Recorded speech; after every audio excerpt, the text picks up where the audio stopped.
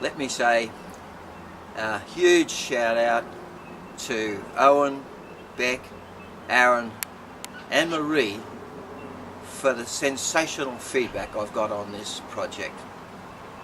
We're going to go forward and we're going to try and address the questions that have been posed through that feedback. And first off, we're going to deal with a question from Marie about the beginning of the video. I'd love to know what you're doing in the room earlier on. Okay, I thought that I had actually set the scene by saying it was a demo meeting. This is an agenda of what we talk about, the what's on of a new Toastmasters club, and then introducing the people with a story without giving them lots of detail about Toastmasters. It certainly was a Toastmasters meeting, and it was a story relating to the first time that I went to a Toastmasters meeting. And so I think that really covers it by going back and understanding the context that the whole thing was set in. If you had watched that video before visiting Toastmasters, how would it have made you feel? That was a question from Owen, and how that would have made me feel probably would have helped me understand a tiny bit about Toastmasters. But I still believe that going and experiencing the meeting is what Toastmasters is all about. It's very much an experiential support network, the whole concept. So by actually going along and experience it, you'd feel a lot better about doing that and achieving that than you would by watching somebody's video, or for that matter hearing somebody tell you all about Toastmasters. Would it have made the transition easier? I don't think it would have made the transition that much easier for me. Perhaps I would have felt a little bit more comfortable, but the concept of stepping outside of your comfort zone and stretching yourself to the point where you're doing something that you've never done before, and especially something that's got the stigma about it that public speaking has, about being the most terrible thing in the world to be able to do, then I think, no, it wouldn't have made a whole lot of difference. So yeah, I think that answers that question. Also, do you feel you can put yourself into the mindset of your audience, i.e. non-Toastmasters, or do you think your experience have made it harder to do this? I think that's a question you can really answer yourself, to be honest with you, because looking at the video, did you think that I had put myself into the situation of the audience when they were first going in and going to their first Toastmasters meeting? That fear and trepidation, the accentuation of all the senses that are happening around you at the time, really is getting into the crux of perhaps the worldview or the point of view of the person that's putting themselves through that to achieve something that they want to achieve, become a better speaker. But is there a danger that a polished delivery would alienate someone who just feels he cannot speak in public?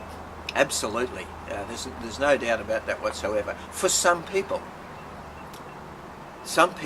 would think, I could never do that. That's impossible for me to do. Whereas if they'd have seen me or anyone else at their first day at Toastmasters and then see them as they've progressed, they would understand differently. And that's the hardest sell, I think, of all, to be able to convince people, because people need to experience it to be able to do that. On the other hand, my surveys over the years, being obviously always involved in membership growth, is that more than 50% of those people that do attend as visitors to Toastmasters clubs like the fact that they're seeing somebody that's skilled, and this is what I can hope to achieve. And it's a little bit like if you want to be an eagle and soar like an eagle, then you need to fly with the eagles, not scratch about in the scrub with the bush turkeys. And I think that sort of covers that fairly well. What led you to go to the meeting in the first place? Okay, there's 2 points to this question. There's that point of it and there's the other. I felt that I was in a place at the time where I needed to improve myself as a person, and I could see these skills being able to help me develop my skill set at least, and become a better person because of it. I didn't realise this skill set helped me to develop so much more as an individual and become so much of a better person at the time. But I certainly knew that I had the inkling that I wanted to become better at public speaking.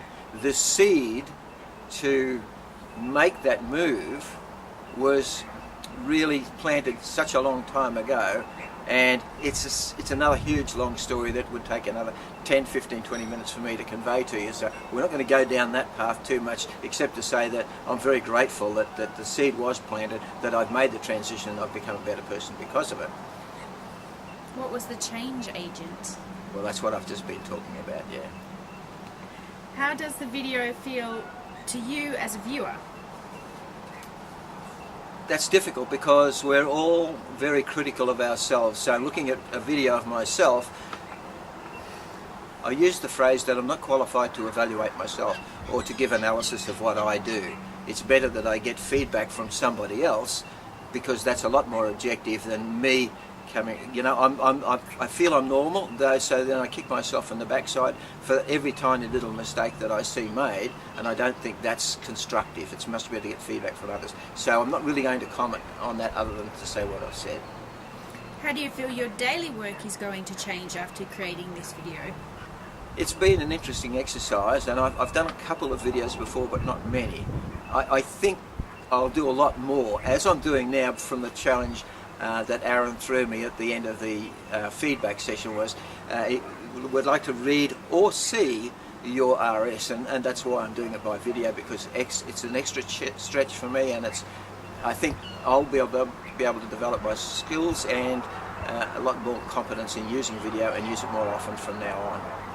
What did you learn about your work from giving feedback on other videos?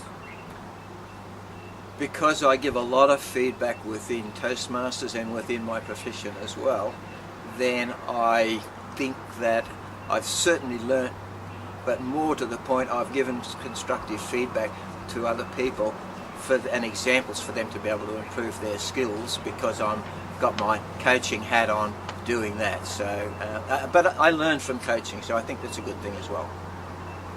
How could silence fit into your video to elicit change from the viewer?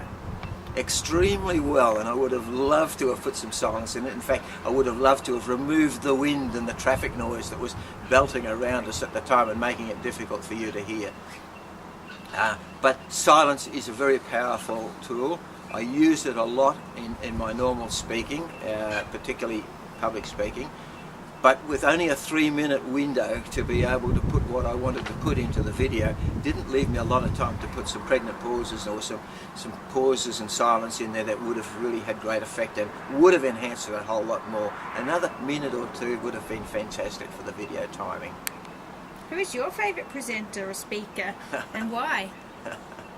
Look, I don't have a single favourite speaker or presenter. I have quite a number of them, because I think there are so many different styles that people have, and some have got a marvellous style with their body language and eye contact and their structure and putting stuff together, but they seem a little bit contrived to me. So, but I can't see anything wrong with stealing those pieces where they're extremely good at and that I'd like to emulate, and then going somewhere else and stealing other pieces of people that are very sincere, and they might not be a skilled speaker, but they're very passionate. So I'd steal different pieces from them to me, because I'm a composite of all the different things and experience around me.